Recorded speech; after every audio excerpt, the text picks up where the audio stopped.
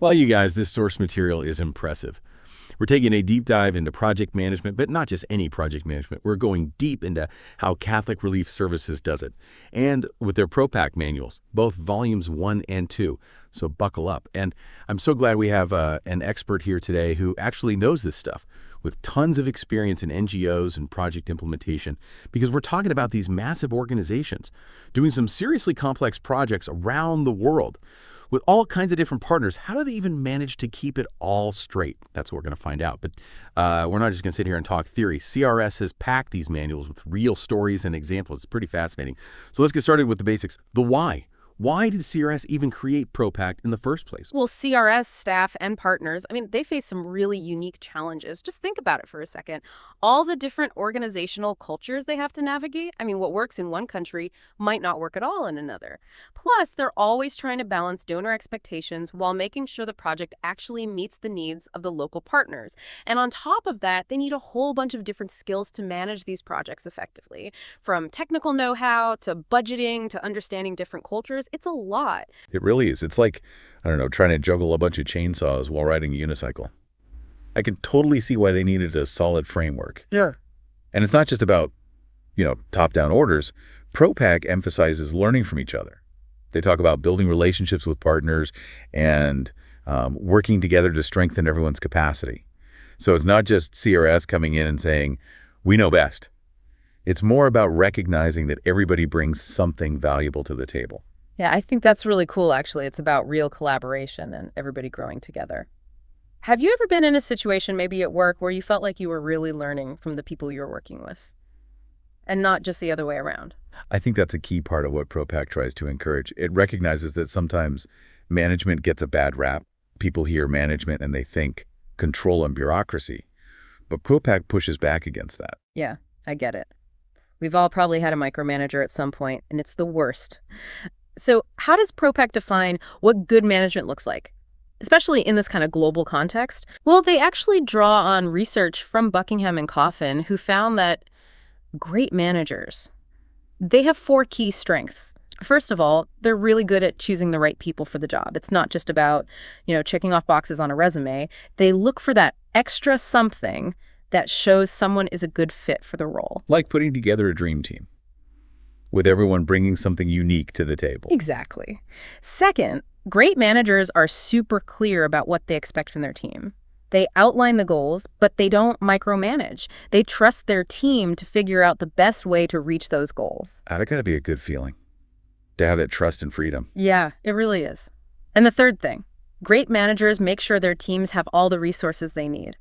You can't expect people to succeed if they're constantly running into roadblocks because they don't have the right tools. It's like sending someone on a road trip with a map but no car. They're not getting anywhere. Exactly. And finally, the fourth thing is that they focus on strengths. Instead of dwelling on people's weaknesses, they help people figure out their unique talents and then use those to succeed. So it's a culture where everybody feels valued for what they bring to the table, instead of always being told what they're not good at. And this brings us to CRS's framework, right? The Management Quality Pyramid, which they use to create that culture of excellence. Can you give us a quick rundown of how it works? It's based on 3 main ideas. First, their management philosophy, which is all about defining the values and principles that guide their decision-making. It's really the foundation of their culture.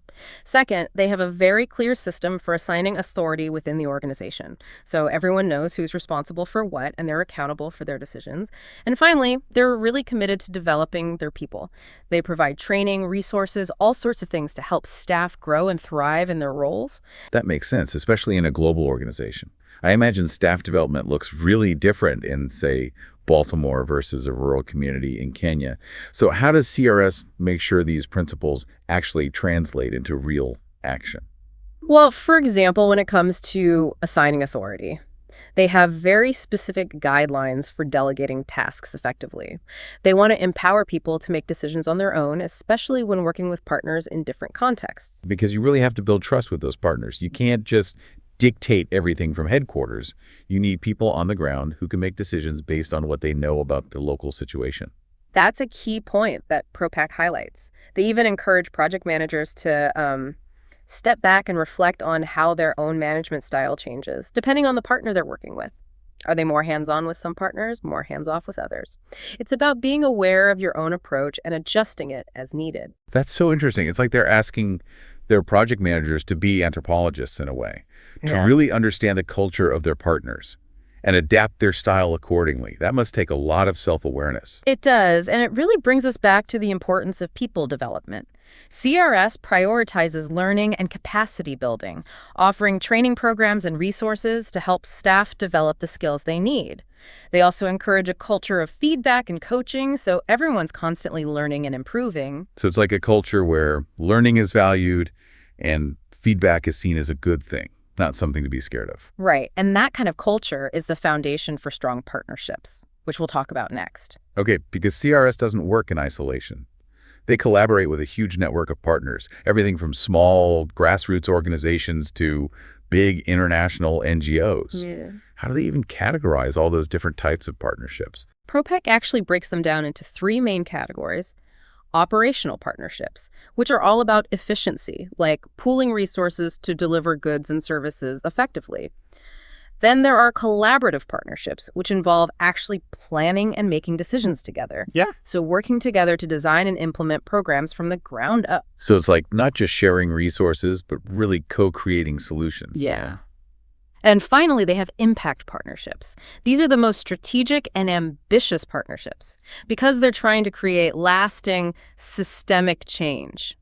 It's not just about addressing the symptoms, it's about tackling the root causes of problems. So going beyond Band-Aid solutions and really trying to fix the underlying issues. Exactly. And a key concept that runs through all these partnership types is capacity strengthening, which you mentioned earlier. Right, because CRS isn't just about giving handouts. It's about empowering partners to become more sustainable in the long run. Exactly that. And they see capacity strengthening as a two-way street.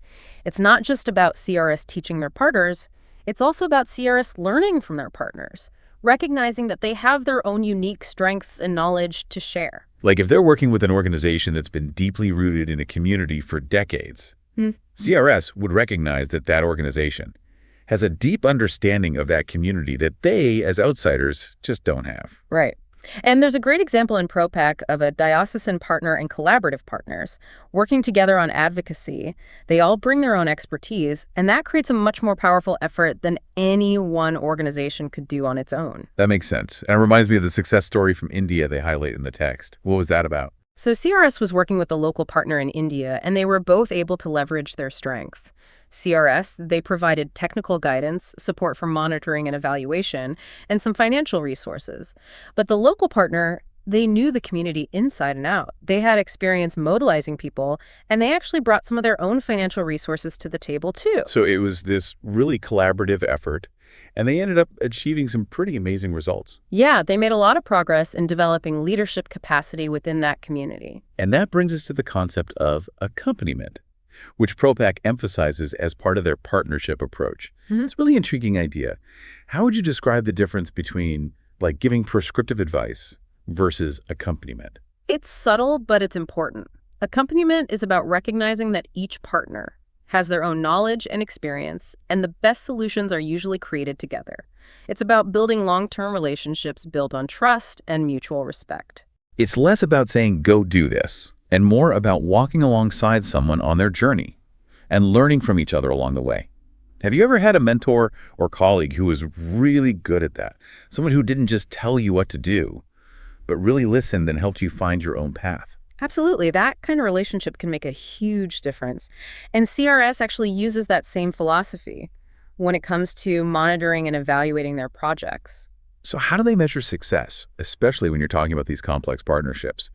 That's where their monitoring and evaluation system comes in, right? They call it the M&E system for short. Think of it this way.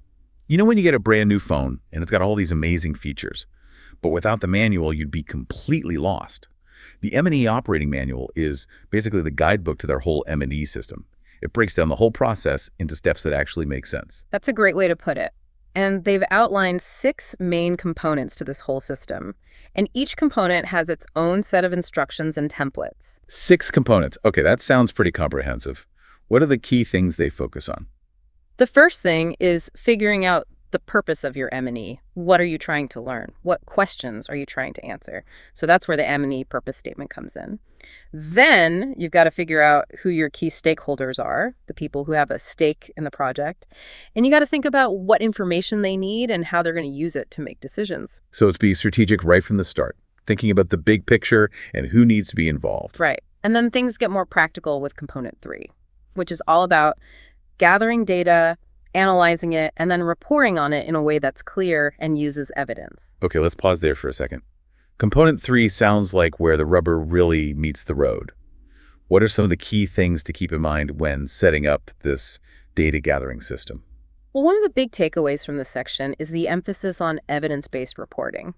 It's not about just relying on gut feelings or anecdotes. It's about backing up your claims with solid numbers. I can see how that's important for demonstrating the impact of a project. To donors, partners, everybody, numbers don't lie. They don't, and they actually give specific examples of how this works in practice, like how CRS used really detailed data to assess one of their food security programs. They looked at everything, like the people they surveyed, how they did the surveys, how many people they surveyed. They were really thorough to make sure the data painted a clear picture of what was happening. That kind of detail makes a huge difference because you can go from saying, yeah, our program's helping people to saying, we've seen a 25% increase in food security since we started this program. Those kinds of numbers are powerful. They really are. And having that data not only makes you more credible, it also helps you make better decisions about the program. And speaking of data, they talk about this thing called the Performance Indicator Tracking Table, or PITT. What's that all about? It's basically a simple way to track all the key performance indicators. So you can see at a glance whether you're on track to meet your goals. And it gives you a really good snapshot of your overall progress. Sounds pretty handy. It is. And what's interesting is that even if the donor doesn't specifically require a PITT, propack still recommends using it. Why is that? Well, for one thing, it keeps you focused on the results. It's easy to get caught up in the day-to-day stuff, But the PITT helps you keep those big picture goals in mind. Makes sense. It's also really helpful for writing those annual reports. It gives you a nice summary of everything you've accomplished. And it's a great way to keep everyone on the same page, your team, your partners, your donors. Sounds like a simple tool that packs a big punch. It is, but it's just one piece of the puzzle. And speaking of puzzles, let's not forget the most important piece, the people. Right, because ultimately, all this work is about people, right? I remember Propack tells a story about staffing challenges. That really highlights the difference between how much capacity people think they have versus how much they actually have. Yeah. Yes. It involved a project that, at least on paper, seemed to have a ton of staff. But as the project went on, they started having problems. Because some of the staff who were supposed to be dedicated to this project, well, they were actually being pulled in a bunch of different directions. They were attending other meetings, working on other projects, just juggling tons of things. So it's like they overestimated how much time and energy people actually had to give to this one project. That's it. It's something that happens a lot in project management. We think people have more capacity than they really do. And that can lead to people burning out, missing deadlines, the quality of work going down, all sorts of things. And that's definitely something you want to avoid. What are some of the key lessons from that story when it comes to staffing a project? Well, it shows how important it is to really think about recruitment. Not just finding people with the right skills on paper, but also finding people who are genuinely passionate about the work and who actually have the time to do it well. It's not just matching keywords on a resume to the job description. You need people who are excited about what they're doing and who have the bandwidth to actually excel in that role. Exactly. And once you've got your team, orientation is key. You've got to make sure everyone understands the big goals, what their role is, how to communicate with each other. It's like setting off on a big expedition. Everyone needs to be on the same page about where they're going and how they're going to get there. Okay, that makes sense. And then it's all about setting clear goals for how people are going to perform in their roles and giving them support and feedback along the way. Propack really emphasizes having really detailed job descriptions, especially for project managers. And CRS actually makes sure that M&E responsibilities are built into those roles from the beginning. So monitoring and evaluation is baked into the project right from the start, not just something you tack on at the end. Right. And I think a big takeaway here is to be realistic about people's capacity. Don't overload them, especially when you're first building a team. And you have to understand the difference between talent, skills, and knowledge. Can you elaborate on that a little bit? What are the differences? Sure.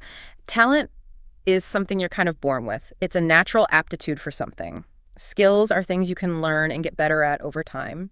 And knowledge is what you gain through studying and experience. So it's about figuring out the right mix of those things when you're hiring someone Right. based on what the project needs. Exactly. That's great advice, especially for anybody who's in charge of building a team. It's a reminder that putting together a good team takes time. It takes planning and communication. And it takes a commitment to helping people develop and grow. And that development goes beyond just the project staff, right? It's also about empowering the communities and partners to really take ownership of their own development. Absolutely. And that's where the principles of adult learning come into play. Can you tell us more about that? Like, what are the important things to remember when you're trying to help adults learn? Well, you have to remember that adults learn differently than children do. They're more likely to be self-directed. They bring a lot of life experience to the table, and they want to learn things that they can use right away. So it's about creating those learning experiences that are relevant to their lives, that they can participate in, and that have real-world applications instead of just lecturing at them. Exactly. And propack actually gives a fantastic example of this. They talk about this community organization that used a technique called participatory rural appraisal, or PRA, to help people in the community identify and solve problems. For PRA, can you explain what that is? Sure. PRA is all about getting the community involved and using visual tools like maps and diagrams, even role-playing, to help them figure out what's going on in their own community. It's all about giving them the power to come up with their own solutions. So instead of having outsiders come in and say, this is what you need to do, it's more about helping the community become the experts on their own problems and solutions. Exactly. And in this case, the community organization used PRA to get people talking about this important issue, which ended up with the community forming committees and coming up with their own action plans, all driven by the people in the community themselves. That's a really cool example of how you can put adult learning principles into practice. It's about giving communities ownership and giving them the tools to make positive changes in their own lives. And that's something we can all learn from. Right. It's a good reminder that everybody has something to contribute. And that learning should be a collaborative process where everybody feels empowered. Okay, let's shift gears a little bit and talk about monitoring and evaluation. Because it's one thing to have all these projects and partnerships, but how do you actually know if they're making a difference? That's about closing the loop.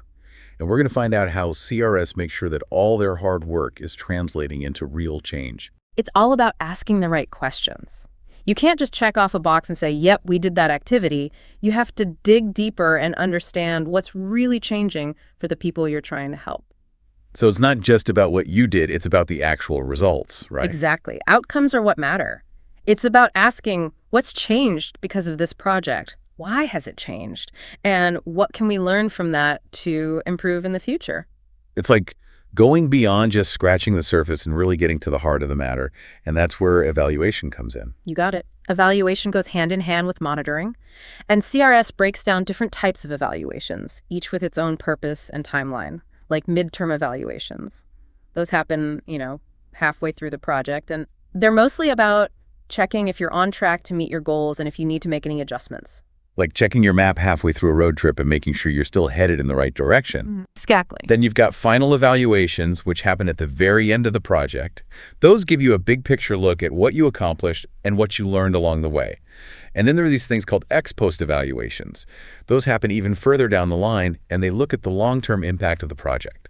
Like, is the change you created actually lasting? So it's like making sure that the project wasn't just a quick fix, but that it's actually making a real difference over time. Exactly. And CRS really emphasizes this approach called utilization-focused evaluation, or UFE. UFE. I'm not familiar with that. What makes that different from other evaluation methods? The big difference is that UFE gets everyone involved, all the stakeholders, project staff, partners, community members, everybody who impacted by the project. They all help design the evaluation, they help collect the data, they help analyze the findings. It's a really collaborative process. Why is it so important to get everyone involved like that? Because when everyone's involved, they're more likely to understand the findings, they're more likely to accept the findings, and most importantly, they're more likely to actually use the findings to make improvements. So it's not just about writing a fancy evaluation report that ends up sitting on a shelf somewhere. Exactly. And propack actually gives this great example of how this worked in Guatemala. CRS Guatemala used this participatory approach. They got everybody involved, and it led to some really concrete improvements in the project. Because everyone had a say in the evaluation, they really took ownership of the findings, and they were committed to putting those recommendations into practice. That's a great example of how a well-designed evaluation can actually create real change. It's not just about checking boxes. It's about learning and growing and getting better. Exactly. Now, we've talked about starting projects, implementing projects, monitoring projects, evaluating projects. But what about when the project comes to an end? Closing out a project, I feel like that part sometimes gets neglected, People just treat it like a chore. Yeah, it's not the most exciting part of the project cycle, but propack actually presents project closeout as this valuable opportunity, not just a bunch of paperwork. How do they see it? They emphasize that it's more than just wrapping things up. It's about capturing all the knowledge and experience you gained along the way. It's about documenting what worked, what didn't work, so you can learn from it and apply those lessons to future projects. Like writing the final chapter of a book. You want to tie up all the loose ends, reflect on the journey, and leave the reader with something to think about. That's a great way to put it. And they give you specific steps to follow, like making sure all your financial obligations are taken care of, that your spending matches the budget, that all the bills are paid. The money part is important. You don't want to end a project with a bunch of unpaid invoices. Exactly. Transparency and accountability matter all the way to the end. And then there's all the documentation, making sure all those reports and data and other materials are saved and organized so you can find them later. It's about preserving that knowledge, right? It might not be the most glamorous task, but it's so valuable down the road. It really is. And then finally, project closeout is a chance to celebrate. It's about acknowledging all the hard work, the dedication, the collaborative spirit that made the project a success. It sounds like it should be more of a celebration than a sad goodbye. You've accomplished something meaningful together, you've learned a lot, and now you're ready to take those lessons and apply them to new challenges. Exactly. Now, thinking about everything we've covered in propack, some key concepts really stand out, like systems thinking.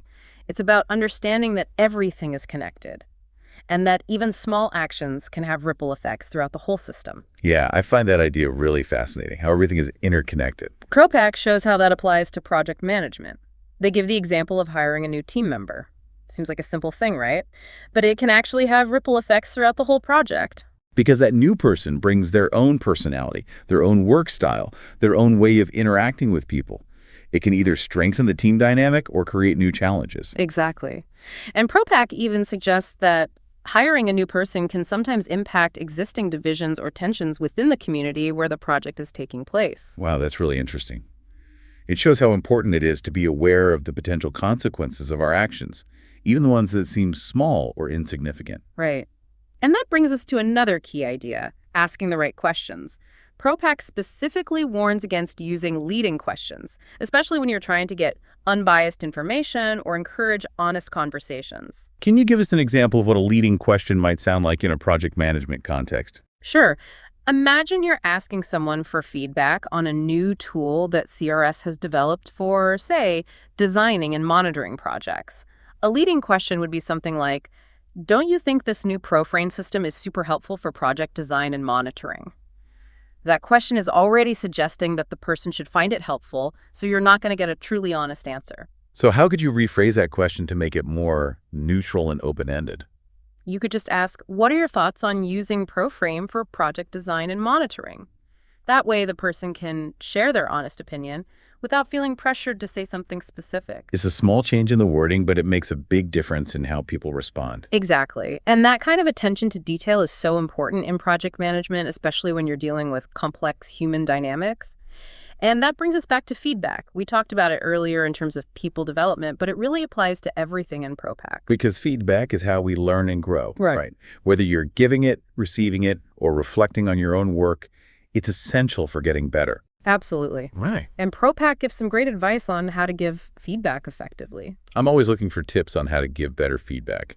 It's definitely a skill that takes practice. What are some of the key takeaways from propack? Well, they say it's important to be specific and descriptive. Give concrete examples instead of just saying vague things like, you're doing a great job. You could say something like, I really appreciated how you ran that meeting. You made everyone feel comfortable sharing their ideas. Focus on those specific behaviors. So instead of saying, you're awesome, you say, I really liked how you did this specific thing. Right. And it's important to focus on the behavior, not the person. So instead of saying something like, you're always late, which can sound like a personal attack, you could say, I noticed you've been late to the last few meetings and it's disrupted our discussions. Can we work together to figure out a way for you to be on time? That's a much better way to approach it. It focuses on the problem and finding a solution. Exactly. And they also point out that feedback is just one person's perception. It's not necessarily the absolute truth. Encourage the person receiving the feedback to check with other people and see if they're getting similar feedback. So it's about creating a culture where people can talk openly about feedback and see it as a chance to learn. Exactly. And that kind of culture is really helpful when you have to deal with performance issues, which happen on any project. Because, let's face it, not every project runs perfectly smoothly. And sometimes those hiccups come from individuals who might be struggling in their roles. How does Propack deal with that? They offer some helpful strategies for addressing those performance problems. The first thing is to identify the problem early on. Don't wait for it to become a big mess. It's like if you see a weed in your garden, it's easier to pull it out when it's small. If you wait, it takes over everything. Exactly. And once you've identified the problem, you have to really analyze it and figure out what's causing it. Is it a lack of training? Do they not understand what's expected of them? Is there a personality clash on the team? It's like being a detective. You have to gather all the clues before you can solve the mystery. I like that analogy. And once you understand what's causing the problem, you can start to come up with a plan to fix it. Maybe it means giving them more training. Maybe it means clarifying their role. Maybe it means helping the team learn how to resolve conflicts. It all depends on the situation. There's no one-size-fits-all solution. You have to figure out what's going to work best in each case. Right. And Propack also reminds us to look at the bigger picture.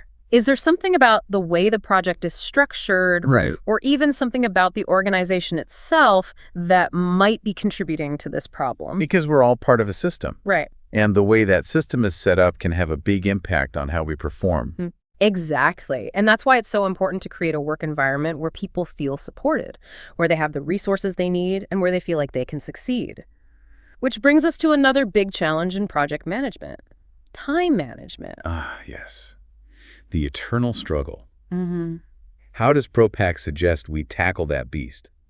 They give some classic advice, really. It all comes down to prioritization. You have to be honest about what you can realistically achieve.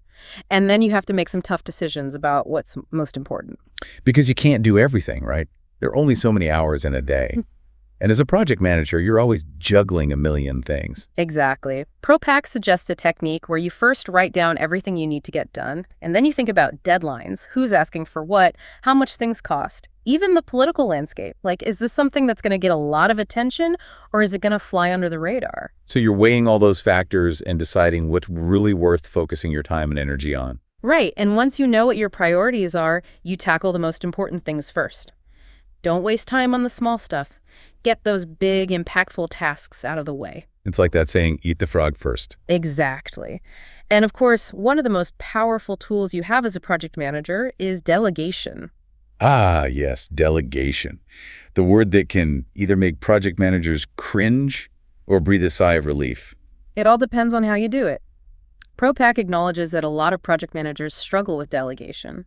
They might think it's just easier to do everything themselves, or they might be worried about losing control. But if you delegate effectively, it can actually free up your time so you can focus on the big picture stuff that only you can do. Exactly. And it gives your team members a chance to grow and take on more responsibility. So it's a win-win. How does Propack help project managers get better at delegating? First of all, be clear.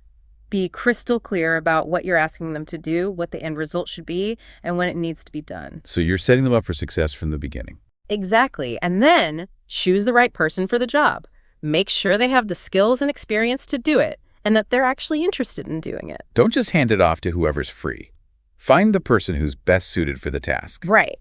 And once you've delegated something, make sure you give them the support and resources they need. Don't just throw them into the deep end and expect them to figure it out. It's about finding that balance between giving guidance and letting them have some freedom, right? Exactly. Propack recommends having regular check-ins to see how things are going and offer help if they need it. It's about staying connected without micromanaging. It's about trusting them to do the job, but also being there to support them. Exactly. Delegation is all about finding that balance between empowering people and holding them accountable. And that same balance is important when it comes to decision-making, which is another huge part of project management. Because ultimately, decisions are what drive a project forward, right?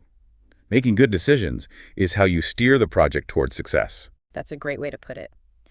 And Propack emphasizes that making decisions isn't about finding the right answer. It's about choosing the best option from a bunch of possibilities. And often you have to do that with limited information and not a lot of time. That sounds really challenging.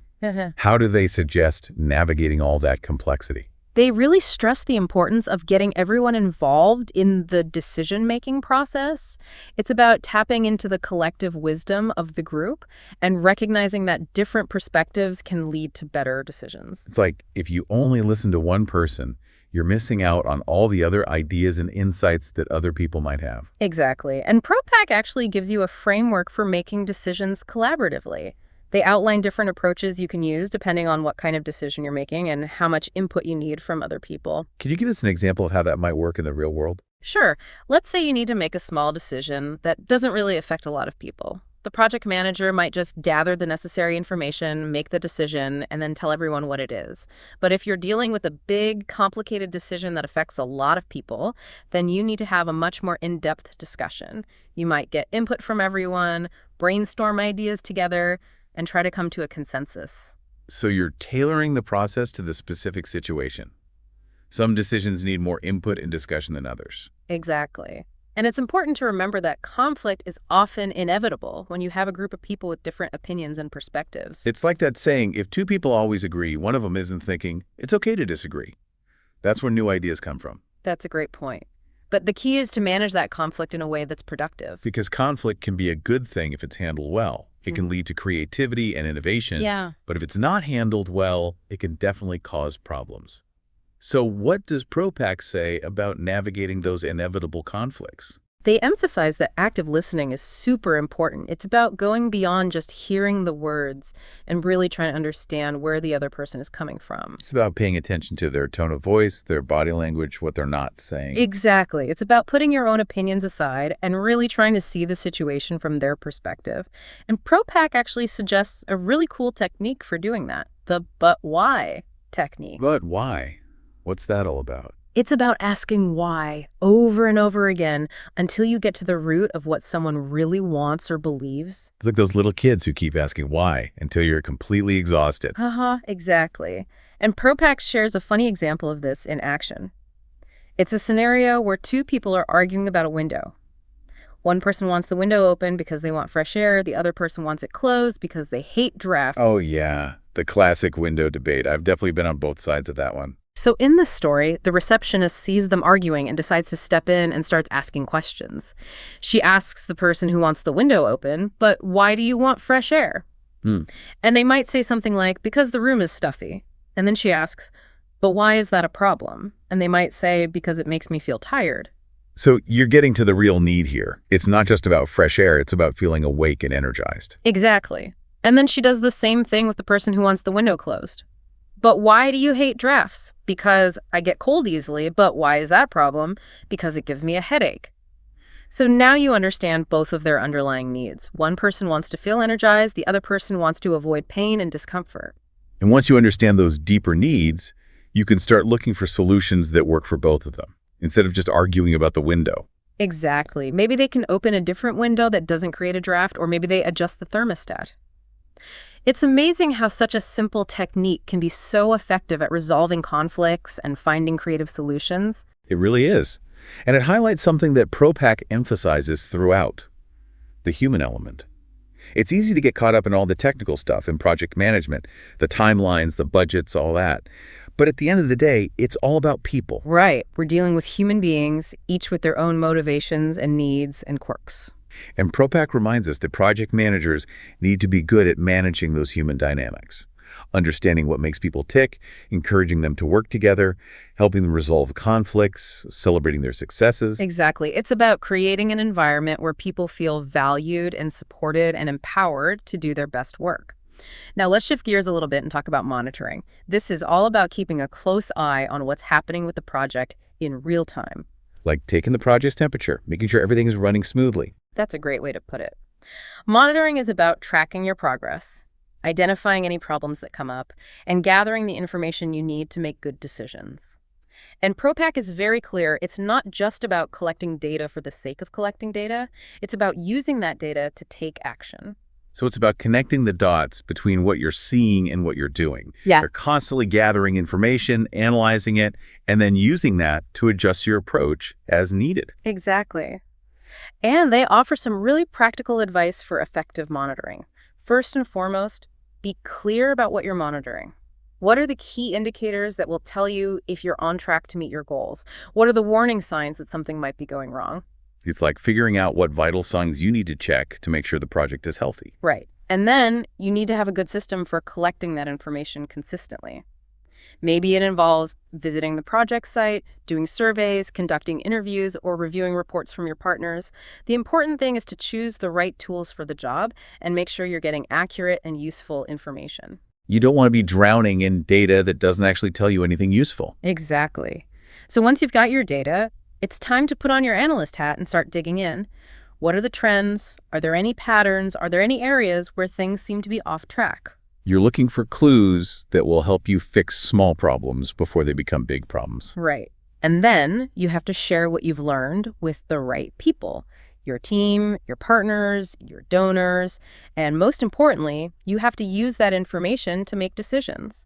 So it's a constant cycle of monitor, analyze, communicate, adjust. You're always learning and adapting. Exactly. And propack points out that monitoring happens at different levels within a project. You have your high-level goals, the big picture stuff. Then you have your outputs, which are the more tangible deliverables. And then you have your activities, which are the day-to-day tasks that move the project forward. It's important to keep an eye on all three levels to make sure everything is working together smoothly. Like having different lenses to look at the project through. You need the wide-angle lens to see the big picture, but you also need the close-up lens to see the details. That's a great way to put it. And propack also emphasizes the importance of getting input from your stakeholders during the monitoring process. This could be community members, partners, government officials, anyone who has a stake in the project's success. It's about getting different perspectives on what's working and what's not. Recognizing that you don't have all the answers, and that sometimes the best insights come from the people who are closest to the project. Absolutely. Now let's talk about reporting, which is a big part of monitoring. Reports are how you share what you're learning with your stakeholders. They give a snapshot of the project's progress, the challenges you're facing, and the lessons you're learning along the way. Like a progress report for the project. You're sharing the vital signs, so everyone knows how things are going. That's a good analogy. And propack gives some really practical tips on how to write good reports. Because we've all seen those reports that are just a jumbled mess of jargon and technical terms. Yeah. Those are impossible to read. So what are some of the key things to keep in mind when you're writing a report that people will actually want to read? The most important thing is to know your audience. Who are you writing this for? What do they need to know? How much detail do they need? It's like tailoring your message to the person you're talking to. You wouldn't talk to your grandma the same way you talk to your best friend. Exactly. And they really emphasize clarity and conciseness. Get to the point. Use plain language. Avoid jargon and technical terms that your audience might not understand. No one wants to read a report that's like trying to decipher a secret code. You want people to actually understand what you're saying. Exactly. And whenever possible, use visuals, charts, graphs, photos. Those can often communicate information more effectively than words alone. They can make the report more interesting and easier to understand. Right. And of course, make sure you're using evidence to back up your claims. Use solid data and real-world examples to support your conclusions. It's about showing that you're not just making things up. Your conclusions are based on actual evidence. Right. Now, let's talk about the money financial monitoring. Because projects need resources, and those resources are usually limited. So how do you make sure the money's being used effectively and responsibly? That's what financial monitoring is all about. It's about making sure you know where every dollar is going, making sure it's all accounted for, and making sure it's being used to achieve the project's goal. It's about being a good steward of those resources, making sure they're being used wisely, and for the right purpose. Exactly. And propack gives a really thorough explanation of financial monitoring. They break down the key steps, from creating the budget to tracking expenses to looking for any warning signs that something might be wrong. It's like they've created a financial GPS system for project managers. That's a great way to think about it. And the first step is to create a clear budget that outlines how the money is going to be used. And it's important to create that budget collaboratively, involving your partners, community members, donors, everyone who has a stake in how that money is spent. So you're building that shared understanding from the beginning. Everyone knows how much money there is and what it's supposed to be used for. Right. And then you need to have systems in place for tracking those expenses, making sure they align with the budget, and catching any errors or discrepancies. You're making sure the project stays on track financially. Yeah. That you're not overspending in one area and underfunding another. Exactly. And propack stresses the importance of working closely with your finance team. They're the experts who can help you make sense of all those numbers and make smart decisions about the project's finances. It's about recognizing that you don't have to be a financial whiz to be a good project manager. You can rely on the expertise of others and work together as a team. Right, and they give you a really handy checklist for reordering project spending. They suggest asking questions like, are all the staff submitting their timesheets on time? Are we categorizing those expenses correctly? Are our partners using the money they received within the agreed-upon time frame? It's about catching those little financial slip-ups before they turn into big problems. Exactly. And they also emphasize the importance of analyzing spending trends. Like, are you consistently overspending in certain areas?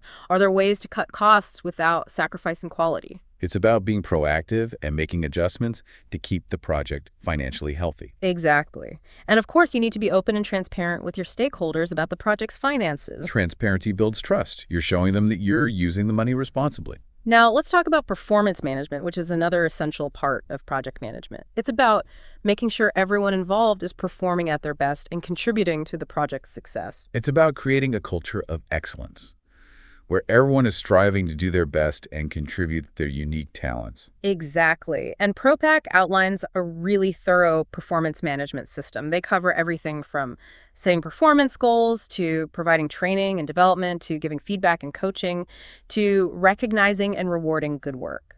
So it's a holistic approach. It's about helping people grow and develop their skills while also making sure the project is benefiting from their best efforts. Right. And propack stresses that performance management isn't a once-a-year thing. It's an ongoing process. It's about having those regular check-ins, those open conversations, that ongoing feedback loop that helps everyone improve. Exactly. And remember, it's not just about evaluating people. It's also about helping them develop and grow, giving them opportunities to learn new things and expand their skill sets. It's about investing in people, which ultimately benefits the project as a whole. Right. And as we talked about earlier, giving effective feedback is a crucial part of performance management. It's about helping people see where they can improve without making them feel bad. And it's about celebrating their successes and making them feel appreciated for their hard work. Exactly. Creating a positive and motivating work environment is essential for getting the best out of your team. Now, let's shift gears a bit and talk about capacity building. This is especially important when you're working with partners because it's about helping them develop the skills, knowledge, and resources they need to implement projects effectively and achieve their own goals. It's about empowering them to become more self-sufficient and sustainable so they can continue doing this work even after the project is over. Exactly. It's like the old saying, give a man a fish and you feed him for a day. Teach a man to fish and you feed him for a lifetime. Capacity building is about giving your partners the tools and knowledge they need to succeed in the long run. I love that analogy. Yeah. It's about creating a lasting impact, not just a temporary fix. So how does propack approach capacity building? They offer a ton of information on different approaches and strategies. It's like they've created a toolbox for capacity building. That's a great image. A toolbox full of resources and techniques. Exactly. And one of the first things they emphasize is the importance of understanding your partner's current capacity. What are they good at? What are their weaknesses? What do they need to improve? You're getting a clear picture of where they're starting from so you can tailor your approach to their specific needs. Exactly. And propack stresses that capacity building should be a collaborative process. It's not about you telling them what they need. It's about working together to figure out what will help them the most. So it's a true partnership. You're both working together to come up with the best solutions. Right. And they give some practical tips for assessing your partner's capacity, like doing interviews, surveys, focus groups, and reviewing any documents they already have. So you're getting information from different sources to get a well-rounded understanding of their capacity. Exactly. And it's important to involve your partner in that assessment process from the very beginning. They need to feel like they're part of the process, and they need to agree with the findings if you want to see real change. It's about building that sense of ownership and shared responsibility from the start. Now, once you have a good understanding of your partner's capacity, the next step is to create a capacity building plan.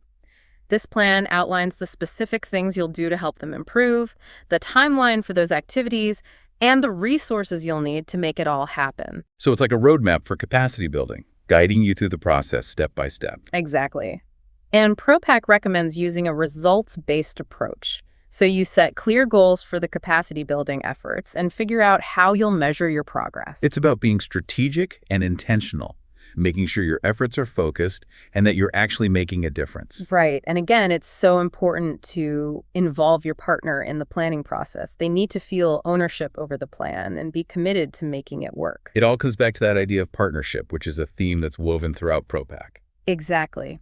And they emphasize that capacity building can take many forms. It might involve providing training or mentoring, offering technical expertise, or giving financial support. It might also focus on strengthening their organizational structure, improving their communication and teamwork, or helping them develop their own monitoring and evaluation systems. It's about looking at the whole picture and finding the right solutions for each partner's unique needs. There's no one-size-fits-all approach to capacity building. Right. It all depends on the context, the partner's strengths, and the specific challenges they're facing. It really is about recognizing that you can't just swoop in and fix everything in a day. Capacity building is a process. It takes time. And it requires that understanding of the context, the partner's strengths, what challenges they're up against. Exactly. And one of the toughest things about capacity building is making it last. You don't want to just give them a one-time training or some money and then disappear. You want to make sure they can keep growing and developing on their own. Make that capacity sustainable. How does propack tackle that? Well, they suggest a few strategies. One is to make capacity building part of the project's design right from the beginning. So it's not just an add-on or something you think about later. It's built into the project from the ground up. Right. And they also talk about the importance of sticking around, even after the initial training or whatever is over. Providing ongoing support, being a mentor, helping your partners work through challenges, celebrating their successes. Exactly. It's about being there for the long haul, building that relationship. And they also encourage partners to share what they've learned with others. So it's like paying it forward. The partners become capacity builders themselves, spreading that knowledge and those skills even further. Exactly. Now, as we move on to evaluation, it's important to remember that evaluation isn't just something you do at the end of a project. It's woven throughout the entire process, right? Right. It's an ongoing cycle of reflecting, learning, and making things better. Like that feedback loop we talked about earlier. Yeah. You're always gathering information, figuring out what it means, and then using that to make adjustments. Exactly. And propack gives you a really thorough explanation of evaluation. They talk about different types of evaluations, what they're for, and how to do them effectively. It sounds like they've created a whole toolkit for evaluation. They start by explaining that there are different kinds of evaluations. Formative evaluations happen during the project, so you can get feedback and make changes as you go. Then there are summative evaluations, which happen at the end and give you a big picture view of how the project went. And then there are impact evaluations, which happen later on and look at the long-term effects of the project. So you choose the type of evaluation based on what you need to know and when you need to know it. Exactly. And they really emphasize that evaluation should be a group effort. It should involve everyone who's affected by the project, your team, your partners, the people you're trying to help. So it's about getting all those different perspectives, making sure everyone has a voice. Right, because all those different voices can lead to more insights and better recommendations for the future. Makes sense. But conducting an evaluation can be a pretty big undertaking, especially if you haven't done it before. What kind of guidance does propack give to help people through that process? Well, they suggest starting with a clear purpose statement for the evaluation. What are the big questions you're trying to answer? So you're not just evaluating for the sake of evaluating. You're doing it with a specific goal in mind. Right. And then they say it's important to have a realistic plan.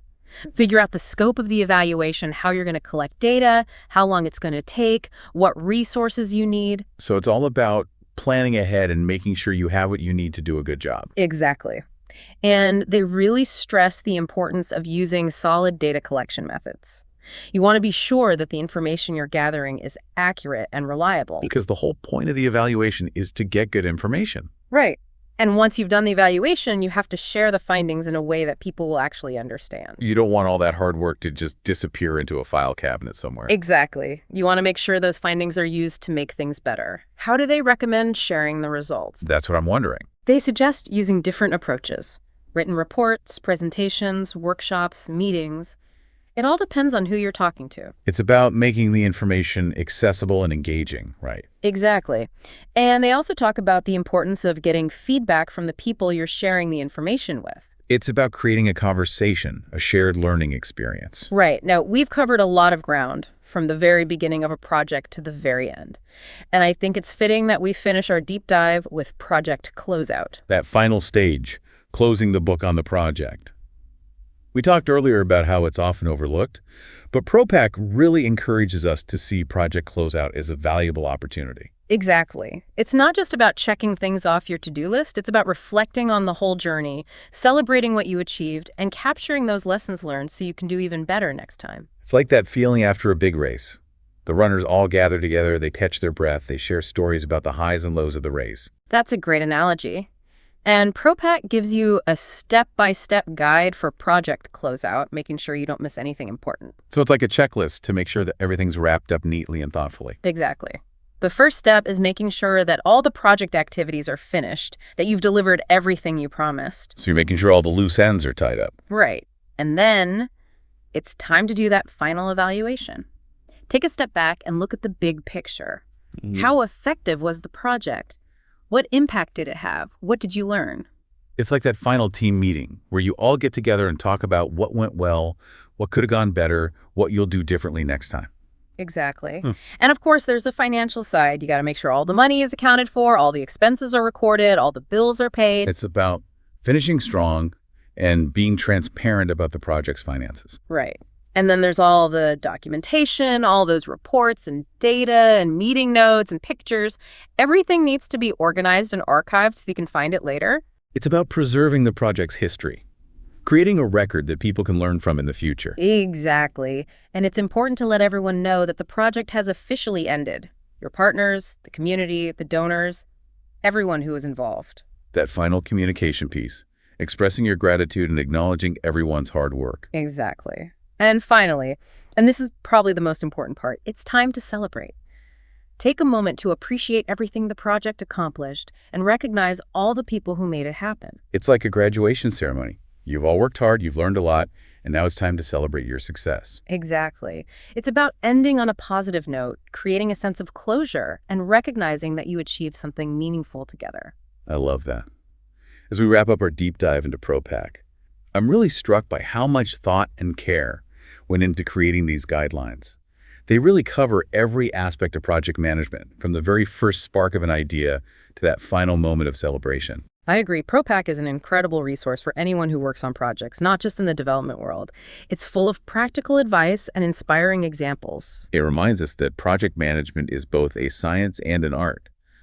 You need those technical skills, but you also need people skills, strategic thinking, and that ability to understand how people work. It's about bringing together the right people, the right processes, and the right tools to make something great happen. And it's about being open to learning new things. The best project managers are always looking for ways to improve and grow. Absolutely, because in the world of project management, there are always new challenges to tackle, new lessons to learn, and new opportunities to make a positive impact. Wow, well said. Thank you so much for joining us today and sharing your expertise. It's been a truly fascinating deep dive into propack. It's been a pleasure. Thanks for having me. And to our listeners, thank you for joining us on this journey. We hope you've learned a few things that you can use in your own work, and we encourage you to check out propack for yourselves. There's so much valuable information in those pages. We've only just scratched the surface. It's definitely worth a read. It's full of practical advice and real-world examples that can help you become a better project manager. So until next time, keep learning, keep growing, and keep making a difference in the world. And remember, the journey is just as important as the destination.